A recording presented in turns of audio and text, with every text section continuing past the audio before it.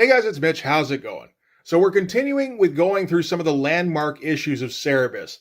This one, we're going to go through a whole bunch around it as well. I'll try to go lightning round on those, so we'll see how quick I can do it. But the main focus for this one is going to be Cerebus number 11, which introduces the cockroach, which is the Batman parody that is going to pop up for like the next 200 issues. So just before we get into it, if you enjoy the channel, if you feel like you might want to help out a little bit, go subscribe on my Patreon. It gives you early access to everything I do, helps the channel, and helps to buy new comics. All right, so last time we were looking at Cerebus number 6, so we should really start with Cerebus number 7.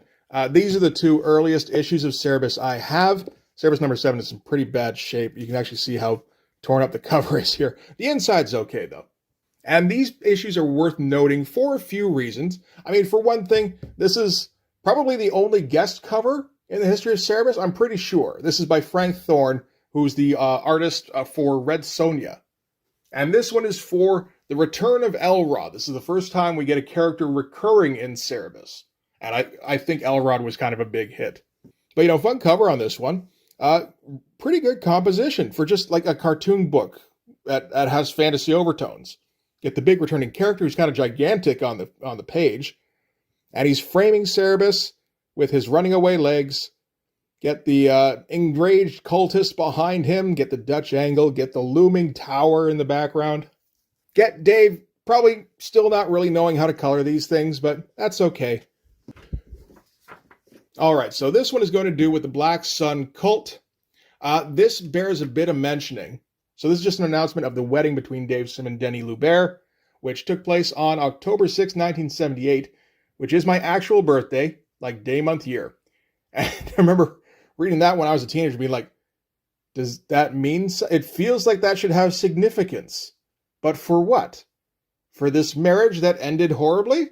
And eventually just kind of decided, well, maybe just don't mention that to anyone ever. Too late, though, I guess. I'm mentioning it to you. So, okay, this one is interesting because this is the first steps Dave's taking in breaking away from Barry Windsor Smith's style. Up until this point, the only thing he's really trying to do with the art is look as much like Barry Windsor Smith as possible, because it's a parody book. This is meant to essentially be Conan's stories, only instead of Conan, it's this goofy aardvark character, right? And this page posed Dave with some problems, because up until now, whenever he had to draw something, he would basically look at a Conan comic for reference. And he'd figure out how Barry Windsor Smith did the texture or did the shapes or whatever, and he'd copy it down. So on this one, he had to come up with these spiderweb things, and he couldn't find anything. And eventually decided, okay, you know what? I'm just going to have to figure something out. And he did, and that kind of unlocked something in his brain, where this is the one where he starts to experiment with a new style. Also, interesting lettering. Like, it's pretty rough still, but he's trying stuff out with like this is Black Sun Rising. You get the Black Sun inside the lettering. It looks kind of great, really. So over the first few pages, Dave is just kind of mulling over what to do with this issue, because he's realizing that this is his comic. He can draw it how he wants. It doesn't have to be this Conan parody. You know, like, you can keep that element, but it doesn't have to be like a photocopy. And maybe work towards a style that is, you know, more his own. So up until this point, still pretty much same old, same old. And the story for this one, in the last issue, the whole point was that Cerebus had knowledge about the Cult of the Black Sun fortune. He was going to share it with Jaka while he was drugged, and he snapped out of it. So now he's just hunting for it himself, and Elrod just kind of happens to stumble into him. And Cerebus is figuring out where the treasure is. It's one of these bricks, is a false one. So he's just standing there counting bricks. Elrod gets bored and keeps talking, because of course he does, he's Elrod. Cerebus tells him to stay quiet or get the fuck out. So he kind of wanders around to see if there's anything interesting to steal. And in the meantime, Dave is just doing weird background shit. Like these curvy bricks, like a stuffed polar bear for no reason, like this weird bird sculpture, which is he's just making up on the fly. He's also doing kind of different perspectives that he's never tried before. This is like a very steep bird's eye view. And Cerebus and Elrod have managed to show up just in time for the Black Sun Festival, which is like a ritual, basically. They're going to try and summon like an elder god. And like kind of the point of this one is mistaken identity stuff. One of the priests comes up with a costume that is supposed to be one of the elder gods, only it looks a little bit like Cerebus. And there's all sorts of like shenanigans with Elrod mistaking the Black Sun priest for Cerebus while he's trying to escape. The priest, as the elder god, tries to command the other priest to take Elrod prisoner, but Elrod, who's always thought of Cerebus as the kid in the bunny costume, takes off the mask and tries to out him, but that doesn't work, so they just both kind of run. Meantime, this guy recognizes him and he's going to run after him, but doesn't notice that Cerebus kind of steps in his way. Like I said, all sorts of fun mistaken identity shit.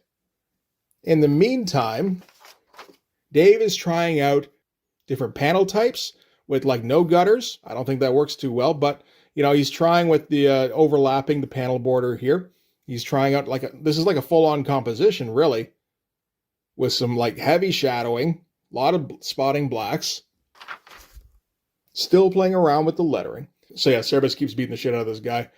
He eventually decides, okay, you know what? When the little runt can beat me up, I just got to stop. And this guy's like, wait, why did he stop chasing me? And goes out to take a look. And of course they meet up. He thinks he's Cerebus. He knows he's him, but, thinks he's trying to kill him. And they both just say, and run away. Again, fun shit. This face here is a big departure from what he's tried to do before. This is much closer to what he's going to get over like the next dozen issues, with these kind of heavy black outlines with the feathering. He doesn't do a lot of it in this one, but he's going to come back to that. And like this shot here with the priest, he's like on the lip of the this pit that was here. This is housing like a big spider monster kind of thing. And you get like, no holding lines with the stuff coming up. It looks a little bit Frank Millerish actually, before, Frank Miller was doing that stuff. And anyway, so the Cerebus manages to kill the spider, but spider gets a shot in on his back. It actually poisons Cerebus. So they both kind of fall through the bottom of the pit and out into the desert. And that's pretty much where that one ends. No huge revelations, I would say, in terms of art style. Nope, the Cerebus toy is available now, though. $20 in 1978. It's a little pricey. I'm going to just move this. Yeah, no big revelations, but little realizations, let's say. Cerebus number 8 is going to introduce basically an element that's going to recur later on.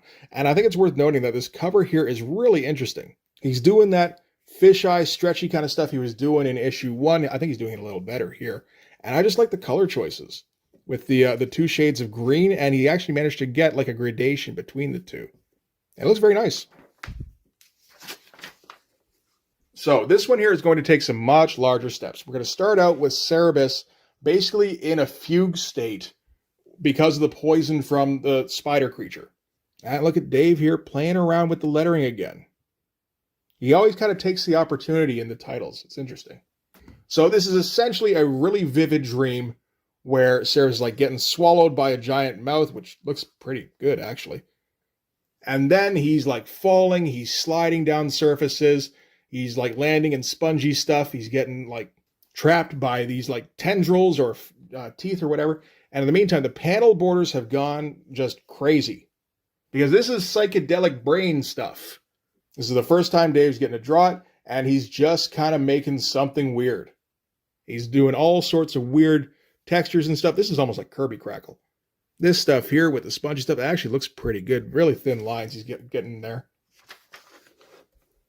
And anyway, he feels like he's being trapped by these manacles. It turns out what he's actually being trapped by is these warriors that have found him in this drugged out state. They're trying to restrain him, and they can't really do it because even drugged and weakened, he's still a bit too much to handle. They eventually decide to just take him back to their camp, and they'll decide what to do with him then. And Dave keeps messing around with this weird kind of psychedelic stuff. And this is stuff that he would explore a lot more in issues that they're called Mind Game. He did like 4 or 5 of them. And they're basically just dream sequences or sequences while Cerebus is kind of semi-conscious or unconscious completely. And Dave just kind of gets to draw weird shapes and have weird stuff happen in the background. So this is, very clearly the genesis of that. And the storyline for this one is basically this group that's captured him are unhappy with their leader. He's the son of the chieftain, and he's basically just a spoiled brat. he tends to just kind of sit in his tent, not take part in any battles, not lead them anywhere, just kind of gets high because he's got a snuff box and kind of, say he's having visions. And the army's getting restless, particularly this army because these are Cniptins, which are a warlike Celtic race. And if they don't have something to conquer, they're going to get pissed off. So what they've decided to do, since they realize that Cerebus is a bit of a scrapper, they're going to basically put Cerebus in a position where he has to become their new chieftain. They basically get him super confused and point him at some raiders and say, these are the guys who drugged you. Go get them.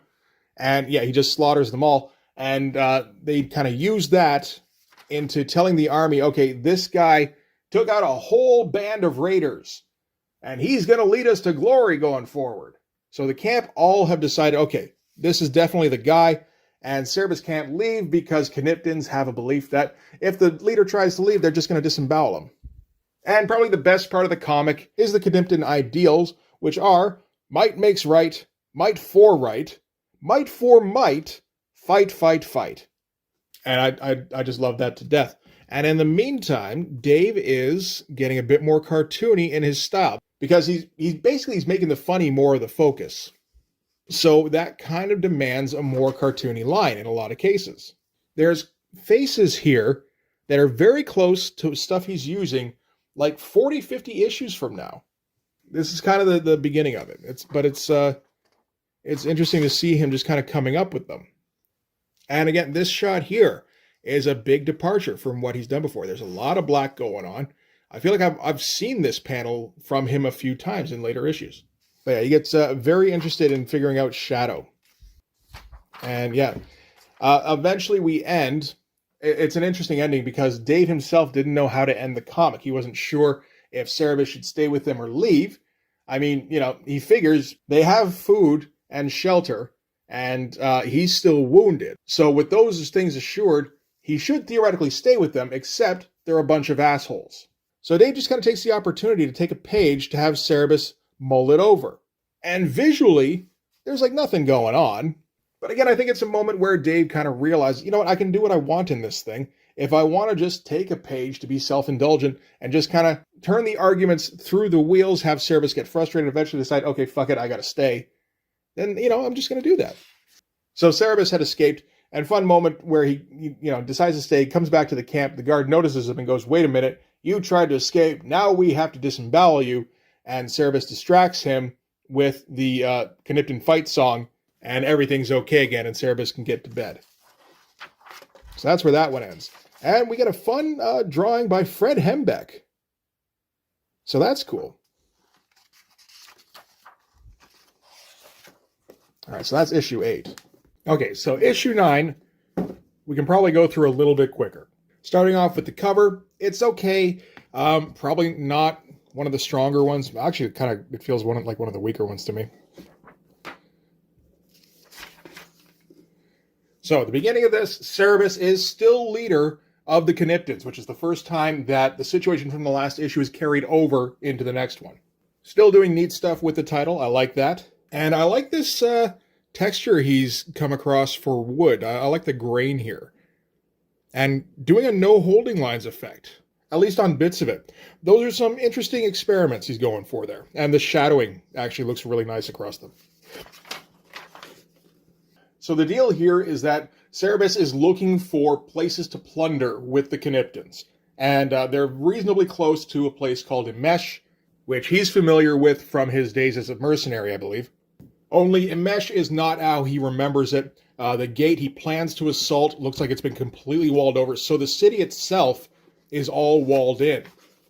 And he gets frustrated with his Cniptin soldiers who, keep acting like cheerleaders and, kind of asking his permission to go foraging and stuff. And he's like, you know what, fuck it. I'm just going to try and take the city by myself. And when he gets inside, he discovers that all of the shops and the pubs have been leveled, essentially, so that they can make room for this weird sculpture that's taking up, like, the middle of town here. And what the deal is this guy, Kakor, has come up with a compound that provides all the nutritional value an adult would need in one day and is also extremely addictive. So he's managed to turn the entire city into drug addict slaves building this weird sculpture. And the purpose of the sculpture, we learn through his long monologue, which is pretty funny, is that when completed, it will create a symbol that will eventually ward off the invading Venusian fleet.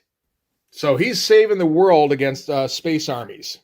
And eventually gets to a point where, he's a king, Cerebus is kind of a king. Maybe we should have just like a kingly agreement, where if you get through my trials and beat my champion, you can have all of my slaves.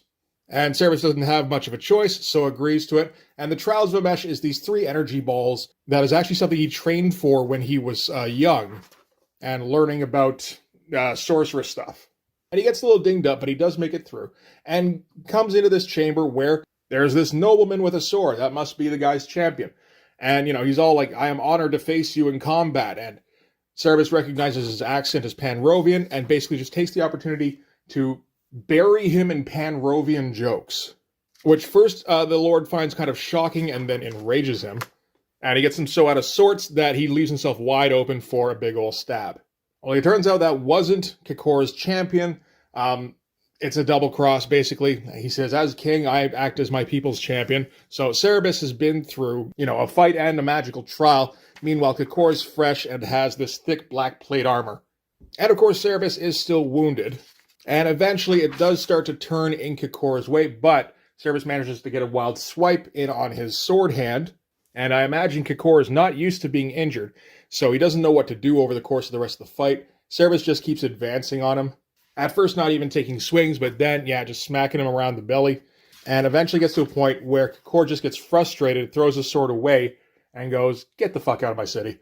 Deals off, if your army was foraging, I poisoned all the wells years ago, they're all dead. So no real leaps in this one. The only thing really worth noting is the character of Kikor, who does come up later. And issue 10 really has even less to note in terms of recurring storylines or motifs or whatever, but there are some noteworthy things with the art style in this one. For one thing, I think this is the first time Dave does a good job with snow. He tried it back in issue 2, it just kind of looked like sand. This time, he's got a much better idea what to do with the white bits going all in front of any dark bits, which he takes advantage of with the Zipatone and by giving Cerebus a black shirt. So in this one, Cerebus is just out in the wilderness. He doesn't have an army anymore. He's not really anybody important at the moment. He's just trying to survive, and he happens to stumble across Red Sophia again. This is the second time we've got a recurring character. And it's interesting just because Dave has figured out how to draw women. He really didn't know how to do it last time. But he's gotten quite a bit better in this. And this whole episode is really just kind of a caper. Sophia's after this magical item called the Black Lotus Blossom. And she's got this schmuck partner with her, who's the son of the merchant who owns the magic item, and who has a line on how to sell it, but is utterly inept otherwise. Naturally. And Sophia tries to seduce Cerebus onto her side, because he's actually kind of capable. And just like looking at the leaps and bounds Dave has made, because, he's not copying anybody anymore. He might be doing some referential work with photos, potentially. But either way, this looks way better than he was able to pull off before. And this is the third wheel. We actually see a lot of this guy from directly the front in this issue. But Dave is playing around with a much thicker line and these feathering strokes. And this is kind of the direction he's going to go in from here eventually. Well, kind of a cross between that and this cartoony line when he's doing jokey pages, cartoony action. And they stumble across a guard who they have to cut in on their scheme, or, he'll just raise the alarm and get all the guards to come down and kill them. And the guard keeps taking extra perks for himself because he's got a crossbow and he's got guards that he could potentially call. So the deal just keeps getting worse and worse for everybody. And eventually we get to a point where Cerebus is going to have to go and scout the encampment where the merchant is with the Black Lotus Blossom by himself and keep an eye on the camp because they're planning to sabotage this bridge so that when the party crosses it, it collapses and they just pick the Lotus Blossom out of the rubble. And kind of an impressive splash page in the middle of the comic, too. I think this is the first time he's tried that. Going for that wood grain texture again. And again, with the no holding lines on some of these. Yeah, this is like really thick stuff. I like that quite a bit. Anyway, Cerebus is able to flip it, where he convinces the guards who are guarding the camp that he's the guard that defected, and he was magically transformed into this beast by some Kyvan sorcerers, and he sends them after Red Sophia's camp. So basically, it's just Cerebus and the merchant left in the camp. Cerebus quickly gets the Black Lotus Blossom, and then he's on his way. And that's kind of where that one ends.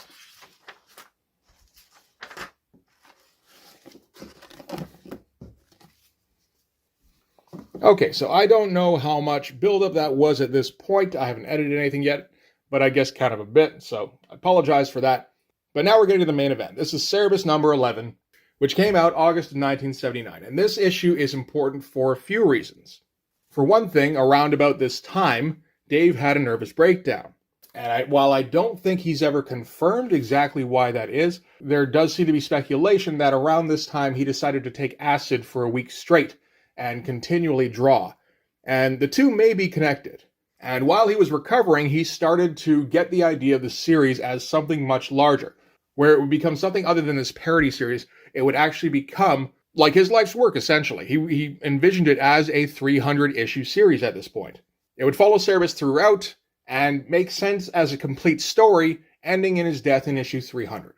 And since he didn't want to make it bi-monthly for the next 50 years, he decided this was going to start being a monthly issue. So the other reason why this is important, this is the first appearance of the Cockroach, which is the Batman parody, who shows up in Cerebus continually over the next, 200 issues. And as far as the cover goes, that's pretty good. That's some pretty dramatic lighting. Again, Dutch angle. He's learning from Frank Thorne. He's starting to get a little bit more naturalistic with the colors. It's going to be a while before it starts to look really good, I think. But he's coming along. Okay, so you'll note this one is signed. I've got a few issues from around this time that are signed, which I got signed myself, which was nice. I do want to point out something that I think was intentional, though. I also got Cerebus number 7 signed, as you can see right there. There's the signature. No attribution. Here in the potentially valuable first appearance of the Cockroach, personalization. And while I've never seen anything to suggest that that was intentional, I think it's probably the case where Dave was fucking with some speculators. I know when he signs copies of issue 1, because issue 1 got counterfeited pretty heavily, when he gets a legitimate copy, he usually puts in an attribution saying, "Congratulations, you have a genuine issue 1, Dave Sim," and personalizes it to that person. From what I understand, if he gets a counterfeit copy to sign, he offers to sign it as like Neil Adams or John Byrne. All right, so in this issue, the Merchant and the Cockroach. Cerebus has made his way to Bedwin, which is another merchant town. He still has the Black Lotus Blossom, or Black Blossom, whatever, and he's found somebody willing to buy it off him for a considerable sum. And very impressive splash page. This is kind of ambitious, really, with, I don't know, just the perspective on the buildings here. Like, he's come a long way, really. Since issue 6, that is not that long. So the merchant does confirm it is the real Black Lotus and pays Cerebus 100 gold pieces for it. And he says it's probably the purest magical object in the known world. There's only one thing that can be done with it, and hucks it out the window into the drink. And apparently his motivation for this is that the mystic arts are dying. There are no true sorcerers left. Anybody still practicing is basically a huckster. And if they were actually to get their hands on something like the Black Lotus Blossom, they would have no way to control it, and it would just be chaos. Which would not be good for a merchant who needs steady supply lines and customers. Again, trying out all sorts of new stuff with backgrounds. This feels Eisner-y, this effect he's going for here. Probably realizing he doesn't have the chops to go for a fully realistic city, so he's going to do something a bit more cartoony, a bit more in line with the genre, So after paying Cerebus his money, the merchant says, "Okay, nice to meet you. I got to go to bed because I'm tired. Maybe we can talk about this later." And, okay, sure, I'll see myself out. And he's out in the foyer and just, okay, I'll get going, okay. But then here's some muttering in the next room. And at first it's kind of incomprehensible, but then it turns into like, "You won't escape, murderers. I'll break your spines and stomp on your faces. Do you hear me?" which Cerebus finds a little bit disturbing. And this is one of those panel-to-panel reaction shots that Dave would get very good at. Pretty thin on some of these. And Cerebus is debating with himself. It's like, no. I've got my gold. I don't need to take a look. There is nothing in there that would make this gold any better. I'm just going to make my way out and just enjoy the rest of my day. On the other hand, if I were to go back and take a look, I'd probably see that there is a logical explanation for all this. And takes a look in the room and sees the merchant dressed up in a funky leotard with an opera mask on and some antennae, hissing into a mirror and going evil. So maybe not so logical an explanation after all. Doing some interesting stuff with the zipatone here, because he's doing the lattice on the shadow and then mirroring it with, that's some cool stuff. And then the merchant flings himself out the window and onto the rooftops to search the streets for those he deems wicked lawbreakers. And this is a hell of a page. This is probably the best page we've seen. From this shot here, with the crazy triangular panel that actually follows the perspective lines that Dave has suddenly figured out, to a whole bunch of detail going on all these buildings. There's some great shit going on. This figure of the cockroach is excellent.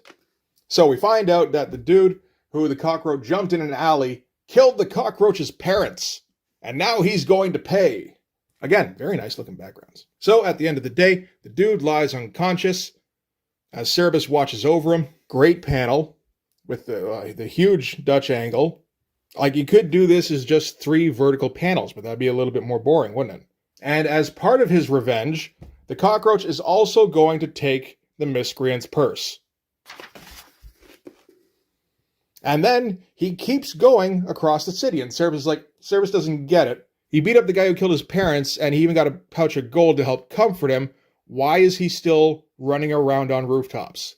Another one of those Gene Day 1 panel into 3 deals, as Cerebus makes his way along the eaves. And he finds another miscreant in an alley, and he accosts him, and accuses him of killing the cockroach's parents, and saying these last 30 years have been so lonely. So Cerebus instantly deduces that the cockroach does this every night. He beats up random civilians and steals their gold, and he's been doing it for 30 years. And he's like, so no wonder he can afford to pay 100 gold pieces for his fish bait. So at this point, the cockroach makes his way back to his house and appears to stash the gold coins and then fall asleep in his chair. So since he spent his entire evening following the cockroach around on rooftops, he figures, I might as well get those purses. I think I earned them. And at that point, the merchant wakes up and acts as though Cerebus is still here from their transaction right when the merchant seemed to fall asleep. So he isn't aware any time has passed. He doesn't know anything about the cockroach, which means the merchant doesn't know about the pouches full of gold that are hidden in the wall. And he goes, Cerebus had better get those 2 purses before the cootie wakes up and spends them on antenna polish or something. So Cerebus is able to make his way into the apartment at one point when the merchant isn't there. He finds the secret shaft and climbs his way down, accidentally drops his bag of gold, so it's like, shit, I better go get that. Gets down to the floor, and we have to get a letters column in here because Dave miscounted the pages and didn't realize the surprise on the page turn was coming up, which is that the hidden shaft here is full of gold. And in 30 years, the cockroach has never done anything with it. He's just hoarded it. Cerebus does the math about how far he climbed down versus how big the house was from the outside and calculates that he's standing on 8 feet of gold. And this is a great shot. It's a really interesting decision to make because you could easily blow this image up so that it meets the panel borders, but then you don't get the claustrophobic sense. You don't get the same sense of revelation, I feel like. You don't get the sense that he's down a frickin' mine shaft without it. No, it's a very interesting decision. So naturally, Cerebus decides that he has to have all of this gold. And he has to find a way to do it without the merchant noticing him. But then he realizes the merchant at this point is asleep, which means the cockroach is awake. And the cockroach is a lunatic, so all he has to do is show up at the foot of his bed and go, I am the ghost of your father. And the cockroach goes, oh shit, yeah, you are. So at first he's going to act like, his dad is chastising him for stealing. And he's like, do you remember what I told you about stealing when you were young? He's like, oh, totally. You said if I got caught, you would beat me to a pulp. Which kind of puts Cerebus in his place for a second, until he shifts gears. So now it's all about buying condominiums in the afterlife for the poor. And again, the cockroach is a lunatic and not particularly bright. So he's like, yes, sir, I'm all the way on board. And so the next day, they have a wagon and a team of horses, and he's in his cockroach persona the whole way. So Cerebus just has to keep him in line and focused. And eventually he gets to a point where he can't do it because the cockroach is just unglued. And starts to realize what's going on, starts to realize he's getting robbed, at which point Cerebus just knocks him out, and he's going to have to take it the rest of the way. Cerebus has to stop and chat with the guard on the way out, and as he does, the merchant slowly slides out of frame and just plops onto the ground here. This is a nice job with a silhouette, actually. Not losing the merchant in here. I feel like this robe here, this bit of cloth or whatever, was a very distinct choice, because otherwise it kind of all meshed together. So the guard's going to go help the merchant up, and the merchant wakes up and says, seize that creature. So Cerebus has to just leap on one of the horses and ride out of town. Now we get kind of that shot from the beginning in Cerebus number 1, only getting a lot more cartoony and a lot more competent, with him bouncing along on the saddle. Okay, so they make their way to a well. Okay, so they had stashed some of the gold prior. I thought so. And Cerebus is only able to retrieve 7 sacks of gold. Oh, poor guy. Before the guards show up, and he has to start running again.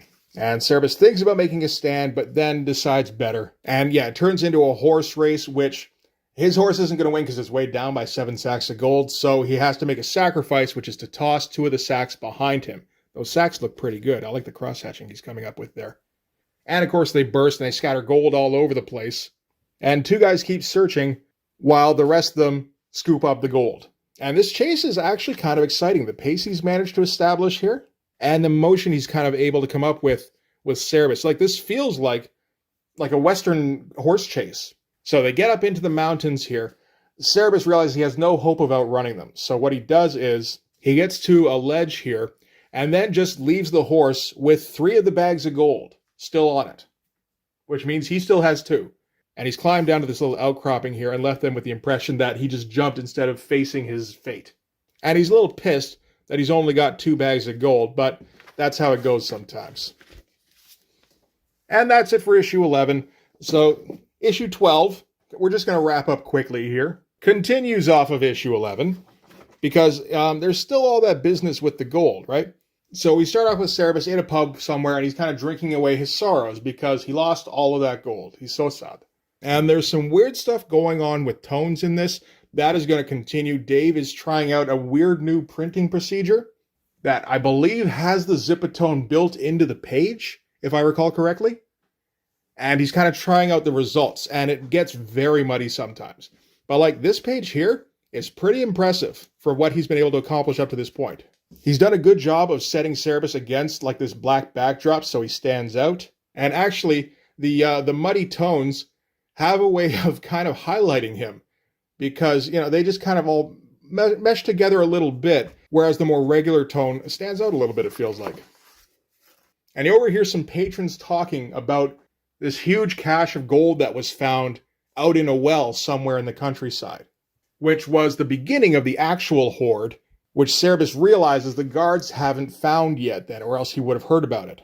So he has to go off to the merchant and go and get his goddamn gold as soon as he's sober. Fun stuff here where, as he's trying to walk out the door, he's a little bit too drunk and just falls on his face. Very cartoony stuff. Like, this looks like Looney Tunes kind of shit almost. He's getting good at a lot of aspects of this, because at the beginning, like, he wanted a cartoony line, but it felt like a dude trying to make cartoons who didn't really know how to make cartoons. He'd watched a lot of cartoons and had kind of an idea, but it wasn't really there. Now it feels like he's kind of getting there.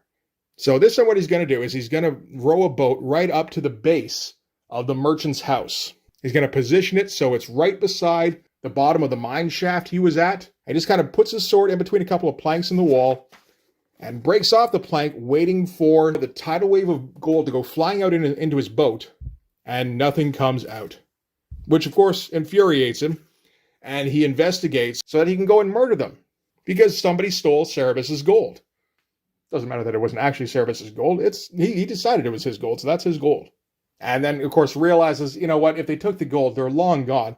But as he's sitting in there with his mind clearing, he notices there's a hole in the mine shaft that wasn't there before. He follows that down and finds the pile of gold with the cockroach sitting in the middle of it. And those super muddy tones. I think the problem is that the fluid he had to put on the pages to bring out the tones, he wasn't able to get a level of consistency on. So you get these just streaks all over the place where he can't keep it consistent. So yeah, when they got this comic back, Dave wouldn't be trying this process again.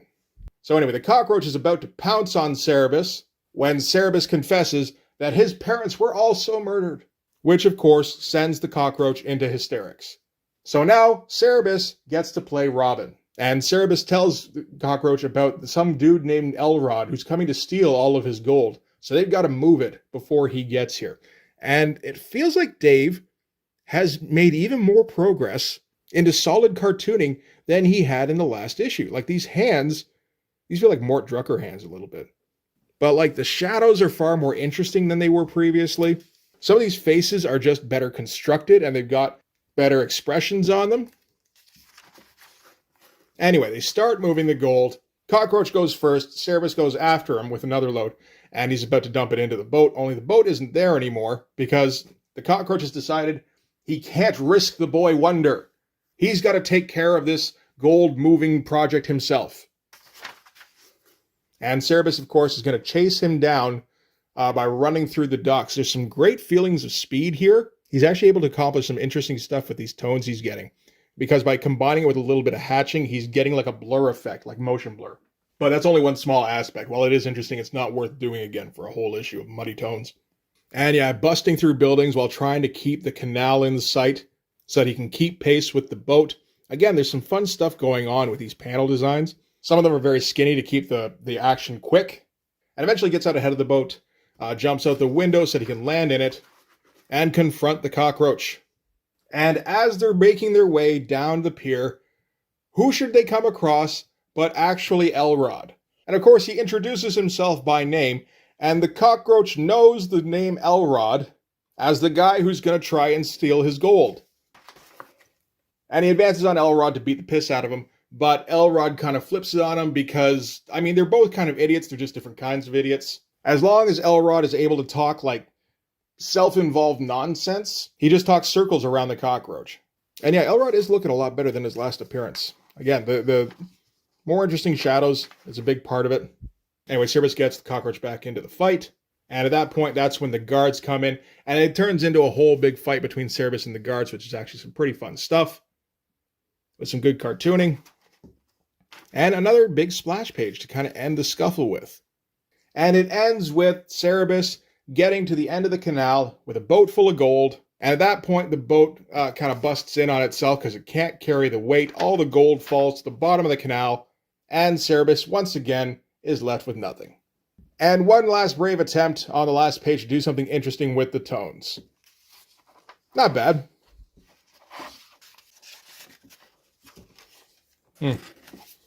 Okay, and one more, issue 13, because I know you guys can't get enough.